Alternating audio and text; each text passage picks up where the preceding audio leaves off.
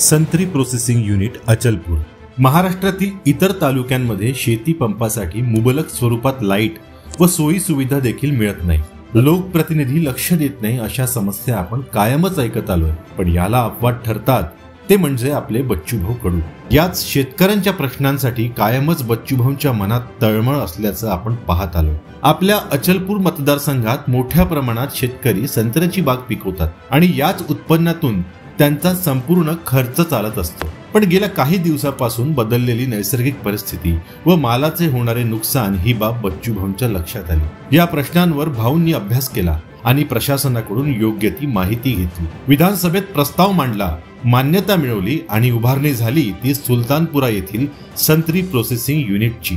याआधी या मालाची मागणी कमी जास्त झाल्याने माल शेतातच सडून जात होता आणि बळीराजाचं मोठं नुकसान होत होतं। पण संत्रा प्रोसेसिंग युनिटच्या उभारणीमुळे आपल्या शेतातून येणाऱ्या संत्र्यावर प्रक्रिया करून त्यांची कोल्ड स्टोरेज मध्ये साठवणूक केली जाते आणि आपला माल निर्याती योग्य तयार केला जातो।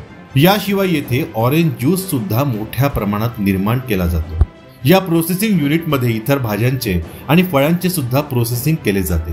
या युनिटमुळे संत्र्याची आणि इतर फळांची होणारी नासाडी थांबली आणि शेतकऱ्यांना योग्य तो भाव सुद्धा मिळाला।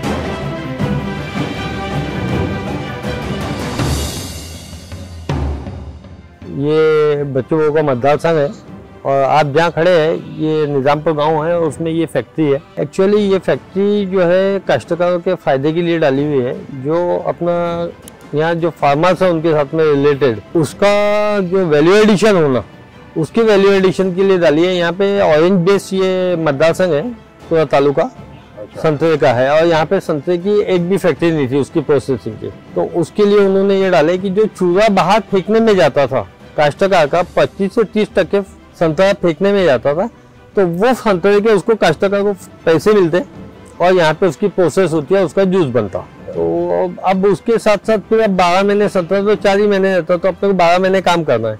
तो 12 महीने में फिर अब गोभी है, करेला है, दूसरे मल्टी फ्रूट एंड व्हेजिटेबल सभी प्रोसेस होते हैं यहाँ पे। आता खऱ्या अर्थाने म्हणावं लागेल की बच्चूभाऊ, तुमच्यामुळेच आमच्या शेतीमालाचं नुकसान थांबलं आणि फळ पिकाचं सोनं झालं। असा कर्तव्यदक्ष लोकप्रतिनिधी जर महाराष्ट्रातील आणि देशातील प्रत्येक मतदारसंघाला लाभला तर आपल्या कृषीप्रधान देशाचा उत्कर्ष झाल्याशिवाय राहणार नाही।